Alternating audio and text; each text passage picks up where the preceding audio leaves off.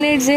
গুরুজনেরা রয়েছেন তারাও কিন্তু একটা গর্ভবতী মাকে প্রত্যেক দিন জিজ্ঞাসা করতেন তারা কোনো রকম স্বপ্ন দেখেছে কিনা, কারণ এই স্বপ্ন কিন্তু একটা নির্দিষ্ট দিককে ইঙ্গিত করতো। সেটা আগেকার দিনে গর্ভবতী মায়েরা বুঝতো না বলেই তাদের গুরুজনেরা তাই জিজ্ঞাসা করতো। তো প্রাথমিকভাবে যদি মনে দেখেন যে গর্ভাবস্থায় কোনো গর্ভবতী মা কালো রঙের সাপ তার আশেপাশে রয়েছে বা তার কোলে রয়েছে বা তাকে জড়িয়ে রয়েছে, সেই স্বপ্ন সে দেখে থাকে, তো তখন মনে করা হতো যে গর্ভের আগত সন্তানটি একটি ফুটফুটে পুত্র সন্তান আসতে চলেছে।